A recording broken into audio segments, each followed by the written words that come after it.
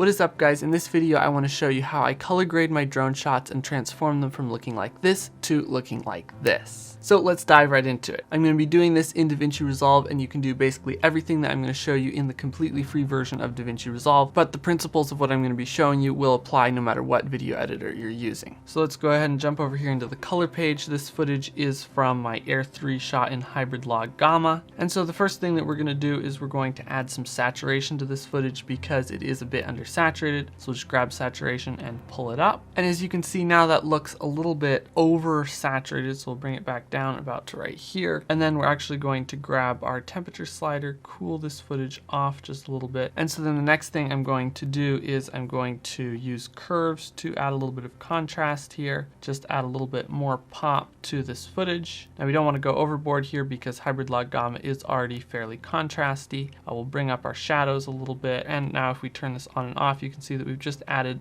a good bit of saturation and a little bit of pop to the footage. The next thing I want to do is I'm going to add another node here, and adding another node is almost like you could think of it as adding another adjustment layer to the clip where we can add more adjustments and color grading tools. So I'm going to add a mask to the sky here. I'm going to take a gradient mask, put it right here across the horizon, feather that out a little bit, and then I'm just going to use the tracking tool to track that to the sky. And if we look at our mask, you can see that that has tracked it pretty well to the horizon. So now I'm going to go back over here to my curves tool, and I'm actually going to darken the sky a bit to bring out those clouds. And then what I'm going to do is I'm going to go over here into my HSL curves, hue, saturation, and lightness, go over to the hue versus luma curve. And what this will do is allow us to adjust the brightness of different colors separately. So what I'm going to do is I'm just going to click down here on blue and cyan, and that will add some points so that we can adjust just the blue tones in the image. And so what I'm going to do is just darken these blues a little bit. You don't want to go overboard with this or you'll start to get graininess and blockiness in your footage like that. But we can just go somewhere right about here, expand this out so it's a nice gentle transition. And there, as you can see, we have added quite a bit of pop, made those clouds stand out a lot more than they were before, and just make it look a lot more like a blue sky rather than kind of a washed out gray sky. So now this is starting to look decent, but I still do want to do a few things. For one thing, I want to just make these trees pop a little bit more. So what I'm going to do is hit Option O on my keyboard to add an outside node, which will select the opposite of what was selected on the node before. So here, instead of having the sky selected, we are now selecting the ground. And what I'm going to do is again come over here to curves and add a little bit more contrast, brighten some of these highlights here, and bring down the midtones a little bit. And as you can see, that's just adding a little bit more pop in these trees. Now I still don't really like the colors of this footage, so I'm going to add a LUT to give it more of a cinematic look. And to do that, I've got various LUTs I could use, but I'm going to go over here to my Flying Filmmaker LUT pack. You can buy these at the link down in the description. And we'll start trying out a few LUTs here. Cinematic warmth. That makes it look a little bit too warm. Let's try cold fog. I can see this potentially working. Gives a little bit more greens rather than kind of yellowish greens. We maybe don't need it quite that high, so we'll go over here to our key panel and key output, and we can adjust how strong the effect of this LUT is. And there we go. We'll have it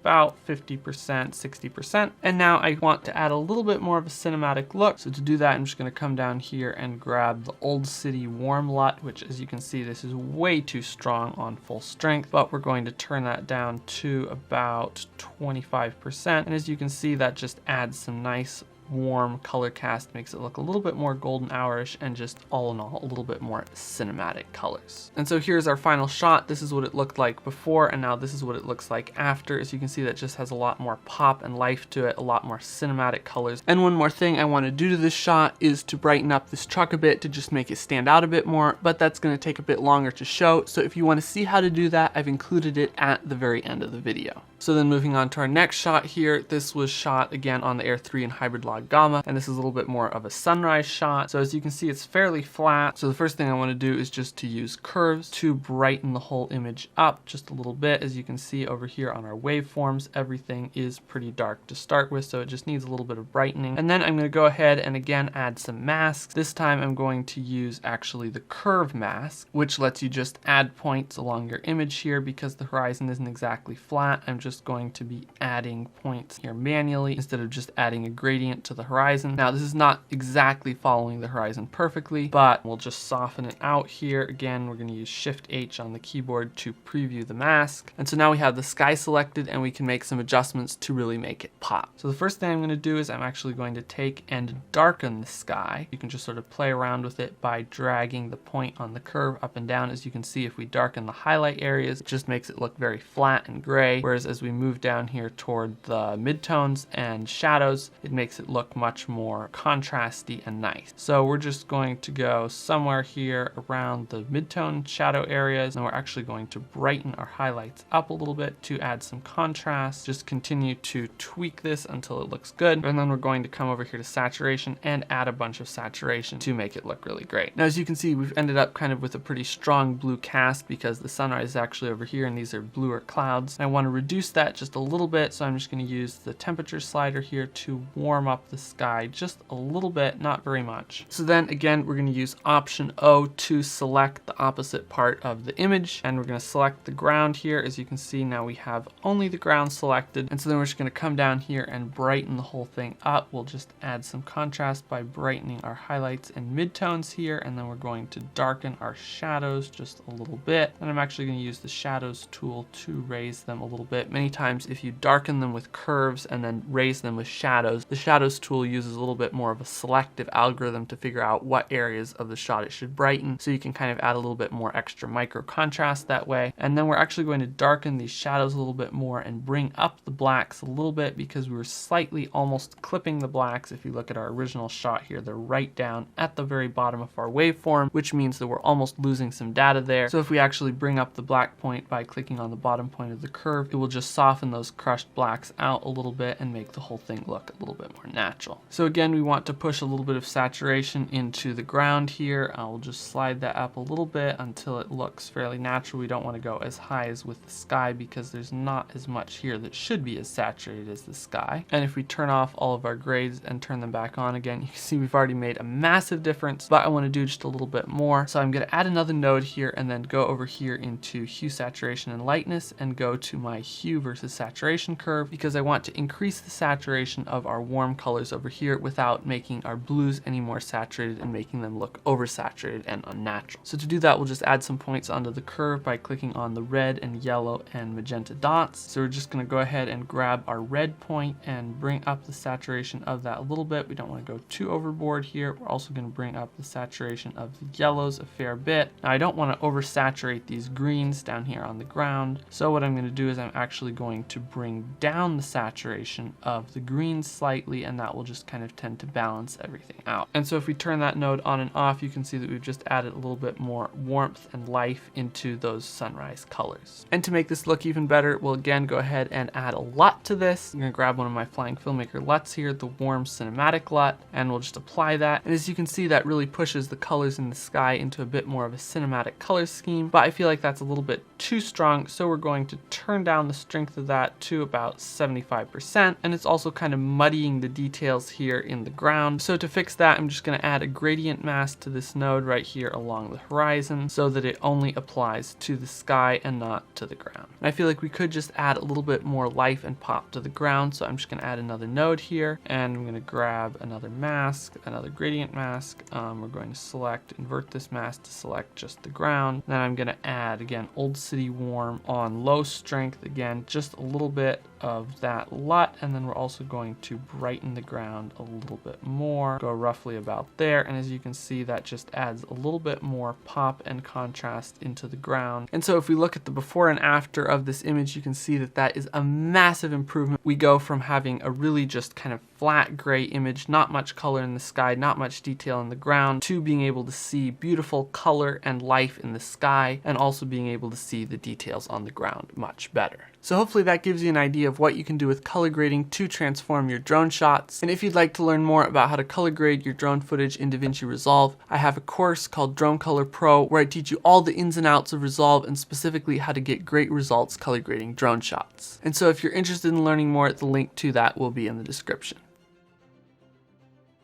And one more thing that I'll do here is I feel like this truck here, which is kind of a subject of the shot, is not as bright as it could be. It kind of seems like it's in a dark area compared to everything else. So what I'm going to do is I'm going to add a little feathered mask here to it, circle mask, make this smaller, place it right over the truck, add some more feathering here. We'll hit Shift H, and that's what I've been using to preview what we are selecting here in DaVinci Resolve. Again, we'll make this smaller. We just want a very small area, and we'll turn down the opacity a little bit. I just want a pretty gentle effect. And then we're just going to come over here and we'll actually boost our shadows up, and we might also boost the highlights a little bit as well. Use curves, just make a few little adjustments here, and there we are before and after. And now we'll just track that mask to this truck, but the cloud tracker isn't going to work well for this, so we're going to use our manual point tracker and just grab these 2 points, put them on high contrast spots on the truck here, and then we'll be able to track it through to the end, and it will stick to the truck. And then we'll come back here to where we started tracking, and we'll track it backwards, and as you can see, it sticks to the truck all the way on out. And that's just added a little bit of extra pop to that truck, made it stand out from the rest of the landscape. And if you've enjoyed this video, you can watch another video on color grading by clicking right here, and make sure to gently tap the like button, subscribe to the channel, and turn on notifications to see more videos just like this.